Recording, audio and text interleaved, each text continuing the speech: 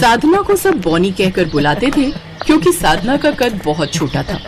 साधना भगवान शिव के मंदिर में जाती और वहाँ खूब मन से पूजा करती, पर आते जाते समय रास्ते में जब कोई उसे देखता तो बॉनी बॉनी कहकर बुलाता।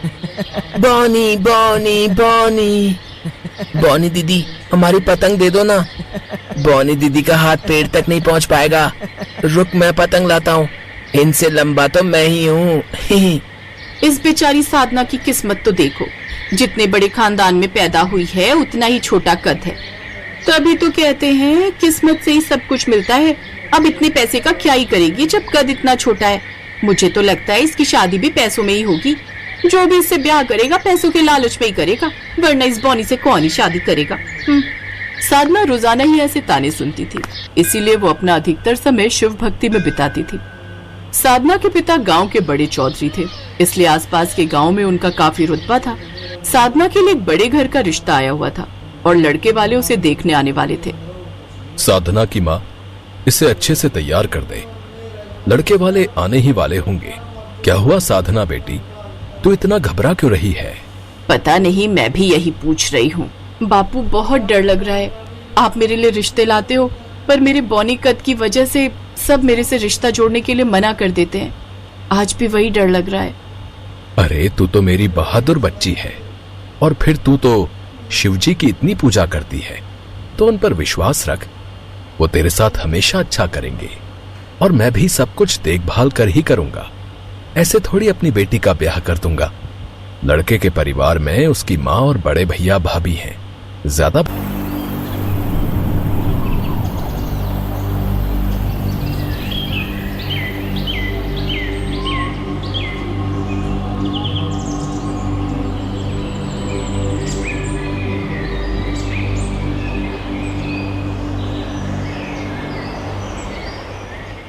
बार भी नहीं है। चल बेटिया, अब तू जल्दी से तैयार हो जा। साधना का मन बहुत उदास था। साधना मन ही मन भगवान शिव से प्रार्थना करती है। लड़का और माँ साधना को देखने के लिए नहीं आए थे, बस उसके भैया भाभी ही आए थे। वो क्या है ना, माँ जी की तबीयत बहुत खराब थी, उनके घुटनों में दर्द था, इसलिए वो साथ नहीं आई। वो बोली शुभ काम में देरी नहीं करनी चाहिए, इसलिए उन्होंने हमें भेज दिया। और देवर जी की आप चिंता मत करो, हमने देवर जी को साधना की तस्वीर दिखा दी थी। वो क्या है ना, अजय कारोबार में व्यस्त रहता है, उसे हम दोनों पर बहुत विश्वास है, तो उसने ही कहा था कि भैया भाभी जो आपकी पसंद होगी वो मेरी पसंद होगी। हमें आपकी बेटी साधना पसंद है। सब लोग हैरान रह जाते हैं कि किसी ने भी साधना के बौने कद के लिए कुछ नहीं कहा, और सबको ये भी तसल्ली थी कि हो सकता है लड़का कारोबार में सच में व्यस्त रहता हो, और पैसों की लड़के वालों को भी कोई कमी नहीं थी, इसलिए किसी के मन में कोई बात नहीं आती। सब बहुत खुश होते हैं। साधना भी लड़के की तस्वीर देखकर शादी के लिए हाँ कह देती है। सबके जाने के बाद वो शिव जी को धन्यवाद कहती है। हे महादेव, हे शिव शंभु, आज मुझे लड़के वाले देखने आए थे। बस मुझे शक्ति देना कि मैं अपने ससुराल में अपने पत्नी धर्म और बहू धर्म को निभा सकूं। मुझे अपना आशीर्वाद देना प्रभु, हमेशा मेरे साथ रहना। साधना बहुत खुश थी। उसके माता पिता खूब धूमधाम से अपनी बेटी साधना की शादी अजय के साथ कर देते हैं, पर ये बात कोई नहीं जानता था कि साधना से शादी के लिए लड़के वालों ने क्यों हाँ की है। ये तो साधना को शादी के बाद ही पता चलता है, जब उसे कुछ दिन ससुराल में रहते हुए हो जाते हैं। साधना देखती है कि उसकी सास बहुत परेशान रहती है। एक दिन साधना ने अपनी सास से पूछ ही लिया, माँ जी आप बहुत परेशान दिखाई देते हो, क्या आप मुझे बहू के रूप में पाकर खुश नहीं हो? मैं जब से आई हूँ आपको उदास देख रही हूँ, आप मुझे देखने भी नहीं आए और शादी में भी आपका मन बहुत उदास दिखा। क्या बात है माँ जी, मुझे अपना मानिए, मैं आपकी बहू हूँ। अगर आपको कोई भी परेशानी है तो बता दीजिए, मैं कोशिश करूंगी कि मैं अपनी तरफ से एक बहू होने में कोई कसर ना छोड़ूं। साधना बहू, ऐसी कोई बात नहीं है, बस मन ठीक नहीं। एक ऐसा सच हमने तुमसे छुपाया है जो मैं तुम्हें बताना चाहती हूँ, इसी वजह से मैं बहुत परेशान हूँ। कैसा सच माँ जी? साधना बहू, बड़ी बहू ने मुझे बताने से मना किया था, पर मैं तुम्हें ये सच जरूर बताऊंगी, क्योंकि मैंने देखा है तुम शिव भक्त हो, तुम्हारे मन में शिव जी के लिए परम भक्ति है। बहू, तुम जब भी पूजा करो तो शिव जी से कहना कि वो तुम्हारे पति को लंबी आयु दें और तुम्हारी मांग का सिंदूर सदैव चमकता रहे, क्योंकि महादेव मृत्यु को भी टालने की शक्ति रखते हैं। शिव जी मनोवांछित फल देते हैं। वो तुम्हारी पुकार जरूर सुनेंगे। माँ जी मेरा मन घबरा रहा है, आप मुझे कृपया करके बताइए क्या बात है। साधना बहू, जब मेरा बेटा अजय 5 साल का था तो उसे सांप ने काट लिया था। उस समय एक सपेरे ने जड़ी बूटियों से उस नाग के विष को उतारकर मेरे बेटे को बचाया था। उसके बाद भी कई बार मेरा बेटा किसी न किसी वजह से बाल बाल बचा है। मेरे बेटे पर बचपन से ही मृत्यु का संकट मंडराया रहता है। हमने अपने बेटे की कुंडली एक बहुत बड़े पहुंचे हुए पुरोहित जी को दिखाई थी। उन्होंने बताया था कि मेरा बेटा 30 वर्ष की आयु तक जीवित रहेगा, इसीलिए उस पर मृत्यु के संकट मंडरा रहे हैं। तब से मैं बहुत परेशान हूँ। ये बात अजय नहीं जानता, बस बड़े बेटा बहू और मेरे तक ही ये बात छुपी हुई है। अगर अजय को ये बात पता चल गई तो वो बेचैन हो जाएगा। बहू, अपने सुहाग के लिए शिव जी से प्रार्थना करो। अगले महीने अजय 30 वर्ष का हो जाएगा। मेरे बेटे को बचा लो बहू, अपने सुहाग को बचा लो। माँ, मेरे लिए कुछ खाने का बना दो, मुझे फैक्ट्री जाना है। अजय बेटा, साधना ने खीर पूरी बनाई है। नहीं, मुझे इसके हाथ का खाना नहीं खाना। भैया भाभी से तो मैं पहले ही नाराज हूँ। मुझे उन्होंने झूठ बोला, एक बौनी लड़की से मेरी शादी करवा दी। मुझे साधना बिल्कुल पसंद नहीं है और मैं इसे अपनी पत्नी नहीं मानता। रहने दो, मैं भूखा ही चला जाऊंगा। अजय बेटा रुक तो। अजय बेटा सुन। साधना की आंखों में आंसू आ जाते हैं क्योंकि अजय ने उसे अभी तक अपनी पत्नी नहीं माना था। फिर उस समय भी वो बिल्कुल चुप था, पर समाज और बिरादरी की वजह से वो शादी के लिए उस समय कुछ नहीं बोला। पर शादी के बाद वो साधना को अपनी पत्नी मानने से इनकार कर रहा था। सुनो जी, हमारी चाल कामयाब रही। बस अगले महीने देवर जी भगवान को प्यारे हो जाएंगे और इस बौनी को हम घर से गेंद की तरह उछालकर धक्का दे देंगे और सारी जायदाद हमारी हो जाएगी। क्योंकि आप इस घर के बड़े बेटे हो तो इस जायदाद पर पहला हक आपका है। वैसे मैंने बिल्कुल सही कदम उठाया। अगर कोई सुंदर लड़की देवर जी के लिए लेकर आते तो वो आते ही इस घर पर अपना हक जताने लगती और क्या पता देवर जी और उसके बीच पति पत्नी का संबंध भी बन जाता और हमें एक और वारिस को इस जायदाद में से हिस्सा देना पड़ता। मैंने सब कुछ दिमाग से किया है। अब तो तुम जान गए तुम्हारी पत्नी कितनी समझदार है, जो आगे की सोचती है। वो तो है, तुम बहुत चालाक भी हो और साथ ही समझदार भी हो। तुमने बिल्कुल सही किया। बस अब इंतजार है अगले महीने का, जब मेरा छोटा भाई अजय भगवान को प्यारा हो जाएगा। उमा और रमेश ये बात नहीं जानते थे कि साधना उनकी सारी बातें सुन चुकी है। उन दोनों की बातें सुनकर साधना को बहुत गहरा धक्का लगता है, पर उसे तो अपनी शिव भक्ति पर पूरा विश्वास था। वो जानती थी कि शिव जी उसके सुहाग की हमेशा रक्षा करेंगे। वो अजय को कुछ नहीं होने देगी। अजय के जन्मदिन को 5 दिन शेष रह गए थे। साधना अपनी सास का आशीर्वाद लेकर हरिद्वार चली जाती है और वहाँ गंगा किनारे एक कुटिया लेकर कठोर तपस्या करती है। साधना ने अन्न जल का त्याग कर दिया और शिव भक्ति में लीन हो गई। साधना को भूखा पीत चुके थे। वो बहुत कमजोर भी हो चुकी थी, पर उसने हिम्मत नहीं हारी। इधर रात को 12 बजे अजय की तबीयत खराब हो गई और अचानक उसकी सांसें रुक गई। अजय की आत्मा यमलोक पहुंचती है। वहां पर यमराज जी के साथ साथ भगवान शिव भी उपस्थित थे। तुम जानते हो अजय, तुम्हारी आयु केवल 30 वर्ष तक की थी। तुम्हारी पत्नी साधना महादेव की परम भक्त है और जो महादेव के भक्त होते हैं उनके ऊपर अकस्मात मृत्यु संकट टल जाता है। महादेव, कहिए मेरे लिए क्या आज्ञा है? हे यमदेव, साधना पिछले 5 दिनों से भूखी प्यासी मेरी तपस्या कर रही है। वो अपने सुहाग की रक्षा के लिए मुझसे प्रार्थना कर रही है और जो भी भक्त सच्चे मन से मेरी भक्ति करता है, मैं उस भक्त की प्रार्थना अवश्य सुनता हूं। मैं अपनी भक्त साधना की प्रार्थना जरूर सुनूंगा। इसलिए आप अजय के प्राण वापस लौटा दीजिए। जो आज्ञा प्रभु। अचानक अजय के प्राण शरीर में वापस लौट आते हैं। ये देखकर अजय की माँ बहुत खुश होती है। उसके भैया भाभी भी हैरान रह जाते हैं। अजय उन्हें सारी बात बताता है।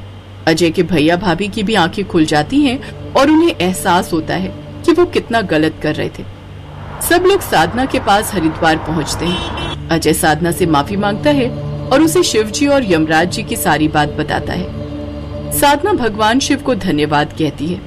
उसकी भक्ति सफल हो गई और भगवान शिव के आशीर्वाद से उसके जीवन में ढेरों खुशियां आ गईं। क्या बात है मालती, आज तो फिर से देर से काम पर आई है।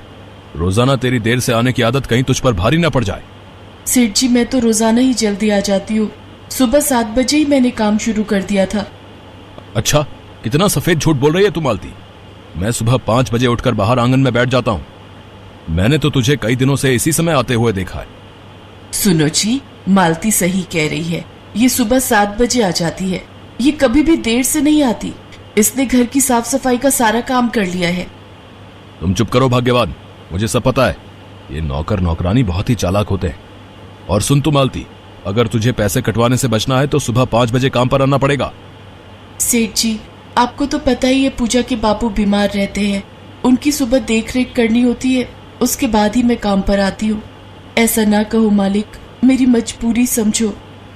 सेठ हल्दीराम बहुत ही अत्याचारी स्वभाव का था। वो अपनी नौकरानी मालती पर बहुत अत्याचार करता था। बात बात पर मालती पर गुस्सा करना, उसके पैसे काटना, जबरदस्ती उससे घर के सारे काम करवाना। मालती की मजबूरी थी सेठ हल्दीराम के पास काम करना। मालती का पति सुरेश बीमार रहता था। घर में छोटे बच्चे और फिर गांव में सेठ हल्दीराम के सिवा कोई भी काम नहीं देता था। इसी बात का फायदा सेठ हल्दीराम उठाता था। वो अपने नौकरों से बहुत ही बेरहमी से पेश आता था, जिनमें से एक मालती भी थी। मालती भगवान शिव की पूजा करती थी। उसे विश्वास था कि उसके जीवन के संकट एक न एक दिन भगवान शिव अवश्य दूर करेंगे। इसी विश्वास पर वो रोजाना भगवान शिव के मंदिर जाती, पूजा अर्चना करती और समय पर घर के सारे काम निपटाकर वो सेठ हल्दीराम के घर काम पर चली जाती थी।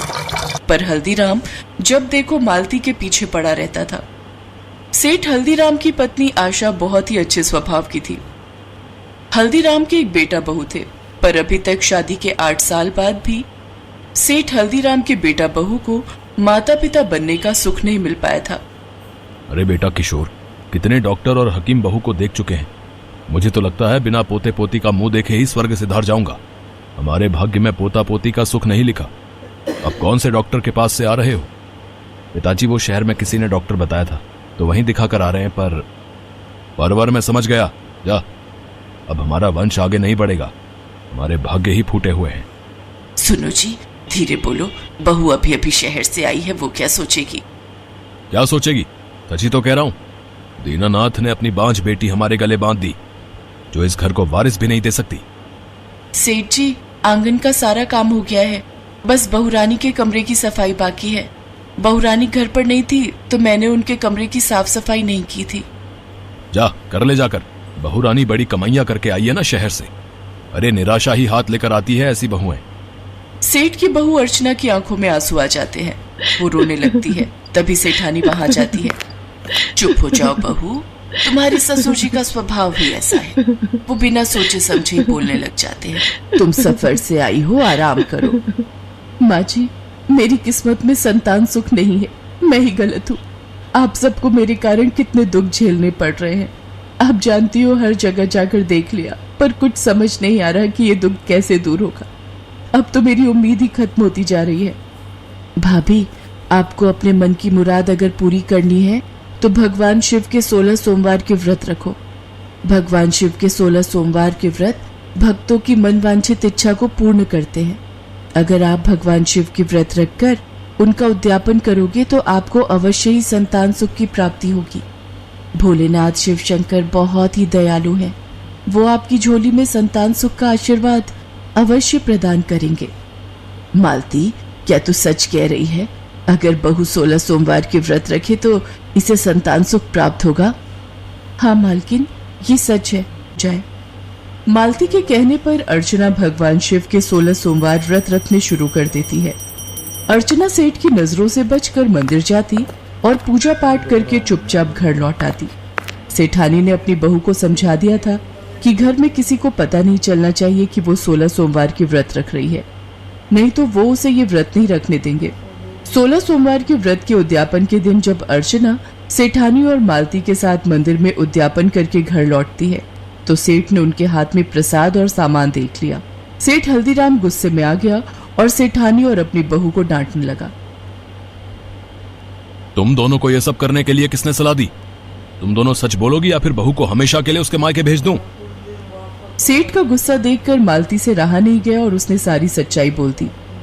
सेठ जी, मैंने ही बहू रानी से ये व्रत रखने के लिए कहा था, आप उन्हें घर से मत निकालो। अच्छा, तो ये सब तेरा किया धरा है। अब तू देख मैं क्या करता हूं। तू निकल, अभी इसी समय मेरे घर से निकल। मैं तुझे नौकरी से निकाल रहा हूं।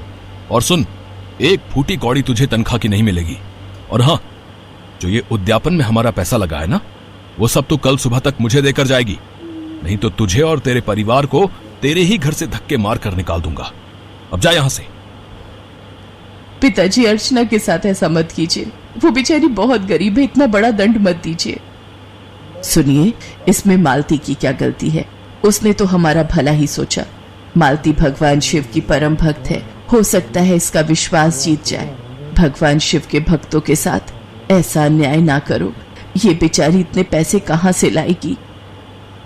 सेठ ने मालती पर बिल्कुल भी रहम नहीं किया। मालती रोती हुई वहां से चली गई। उसी रात भगवान शिव सेठ हल्दीराम के स्वप्न में आए। भगवान शिव को देखकर सेठ हल्दीराम हाथ जोड़कर उठ बैठा। हल्दीराम, तुमने मेरी भक्त मालती को दुख पहुंचाया है। आज मालती की वजह से ही तुम्हारी बहू मां बन पाई है। तुम्हारी बहू के भाग्य में संतान सुख नहीं था, पर उसने मालती के कहने पर मेरे 16 सोमवार के व्रत रखे। और जो कोई भक्त सच्चे हृदय से मेरे 16 सोमवार के व्रत रखता है, मैं उस भक्त को मनोवांछित फल प्रदान करता हूं और मेरी कृपा सदैव उस भक्त पर बनी रहती है। तुमने मेरी उस भक्त को कष्ट पहुंचाया है, जो भक्त मेरी बहुत पूजा करती है। अगर मैं चाहूं तो मेरा क्रोध तुम्हारा नाश कर सकता है। तुम स्त्रियों पर अत्याचार करते हो, तुम्हें इस पाप का दंड अवश्य मिलना चाहिए। नहीं प्रभु, मुझे क्षमा कर दीजिए, मुझसे बहुत बड़ी भूल हो गई। मैं वचन देता हूं प्रभु, मैं अब कभी भी मालती या किसी अन्य स्त्री पर अत्याचार नहीं करूंगा। सेठ हल्दीराम भगवान शिव के सामने रोने लगा और दया की प्रार्थना करने लगा। भगवान तो दयालु होते हैं। जो कोई भक्त भी उनकी शरण में क्षमा याचना लेकर जाता है, तो वो अपने भक्तों को अवश्य क्षमा करते हैं। सेठ हल्दीराम को क्षमा करके भगवान शिव अंतर्ध्यान हो जाते हैं। अगले दिन जब सेठ हल्दीराम की आंख खुलती है, तो सेठानी उसे बहू के मां बनने की खुशखबरी देती है। सेठ हल्दीराम तो पहले ही जानता था कि ये सब भगवान शिव के आशीर्वाद से ही हुआ है। सेठ हल्दीराम मालती से क्षमा मांगता है। मालती बहन, मुझे क्षमा कर दो। आज तुम्हारे कारण ही हमारे घर में संतान का सुख आया है। मैंने अब तक जो भी तुम्हारे साथ गलत किया, उसके लिए मैं तुमसे क्षमा मांगता हूं। सेठ जी, मैंने तो कुछ नहीं किया। जो भी किया शिव शंकर ने किया। उन्हीं की कृपा जब किसी बात पर हो जाती है, तो उस भक्त के सारे संकट दूर हो जाते हैं और खुशियों का आगमन होता है। जय शिव शंकर। और सब मिलकर भगवान शिव को धन्यवाद कहते हैं।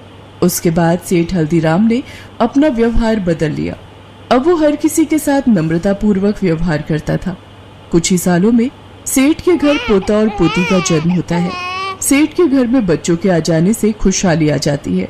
सेठ ने मालती की भी बहुत मदद की। उसके पति का शहर के एक अच्छे अस्पताल में इलाज करवाया। उनके रहने के लिए पक्का घर बनवाया। मालती भी जानती थी कि उसके जीवन में जो भी सुख आए हैं, वो सब भगवान शिव की कृपा है।